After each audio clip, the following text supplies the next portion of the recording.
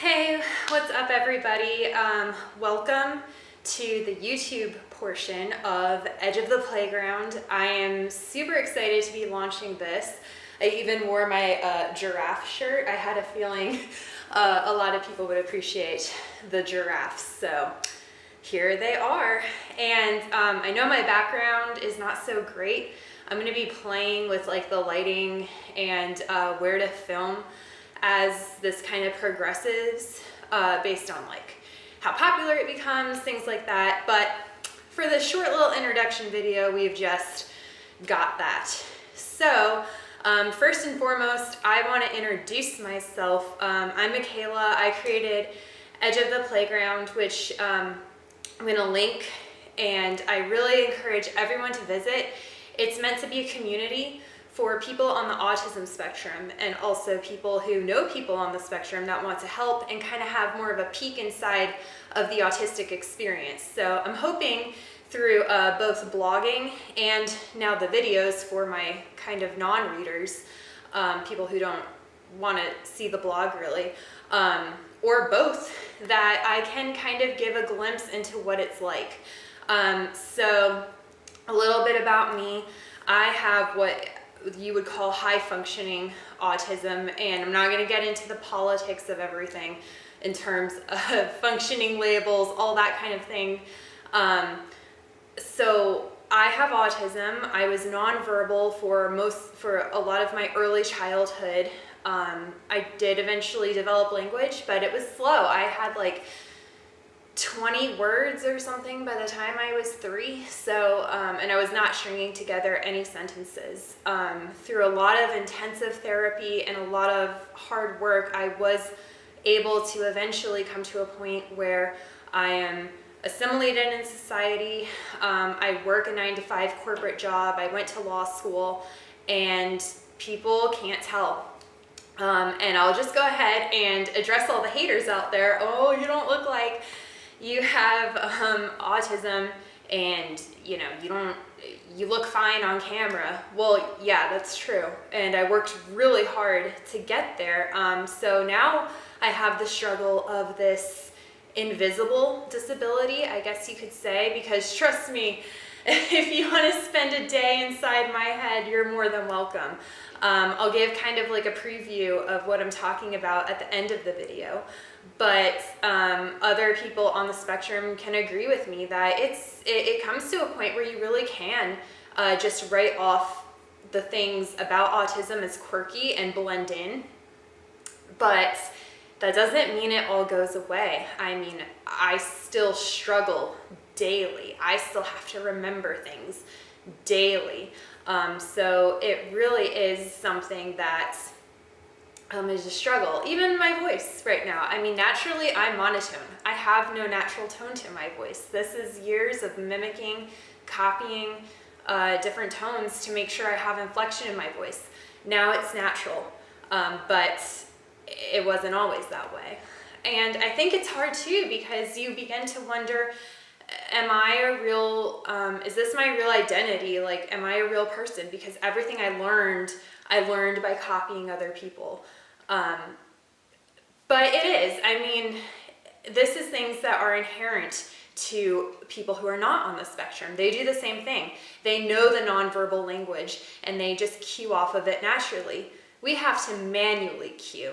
So the way I think of it is, everyone else out there is driving an automatic. We're with the stick shift. We're constantly having to manually shift our gears in order to know what's happening. Something like 80% of language is nonverbal. Imagine not having that. I mean, it's hard. It's very hard. Just a typical day for me. I wake up, I go to work. First, I have to deal with the whole driving ordeal, which causes a lot of anxiety, because that's all nonverbal cues on the road and people don't always follow the rules. And then I go to work. I'm in this huge corporate building, something like 3,000 people. I have to navigate my way through. I can't remember like directions or anything, so I've memorized like steps to get there. And then, you're entering a room. But no matter if I saw somebody literally seconds before in a different room, I cannot recognize their face. So I'm always constantly thinking, do I know that person? If I do I approach them? If I approach them, what's the proper response? Because I'm in a work environment, or am I in a social environment, or what's the tone I'm supposed to be using? People always joke.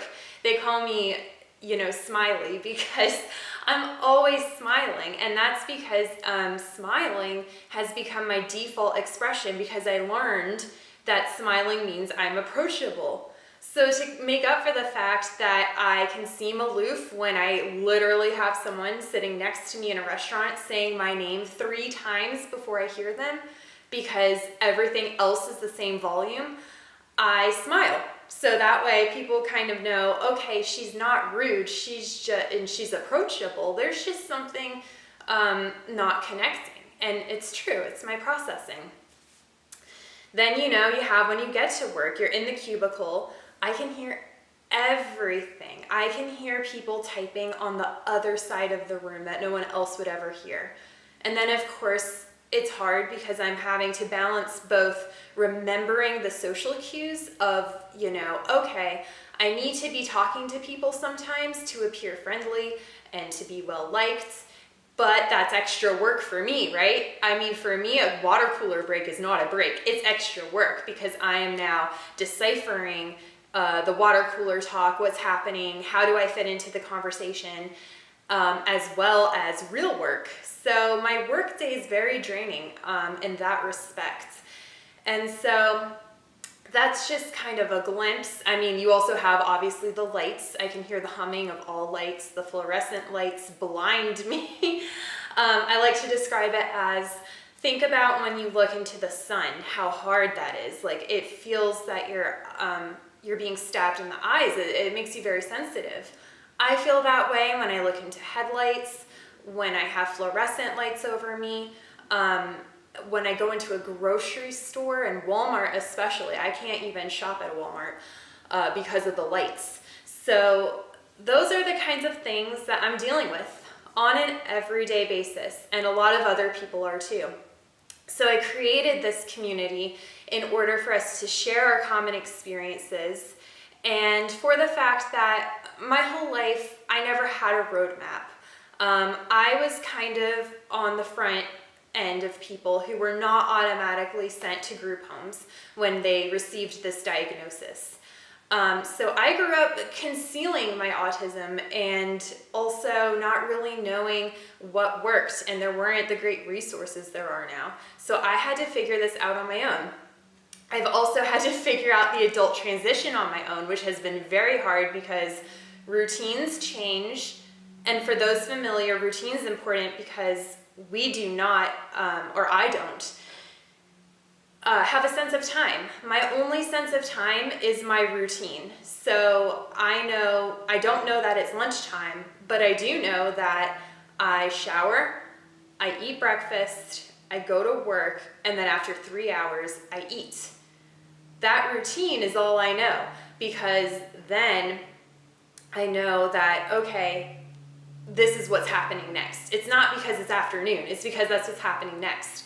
And also knowing what's happening next allows me to kind of predict what I need to prepare for. So if I know that lunch is at 12 o'clock every day, I know that I have from the time I get to work until 12 o'clock to mentally prepare myself for going into the crowded cafeteria, for trying to recognize my coworkers. So maybe I'll memorize what they're wearing that day so I can see them sitting at a table.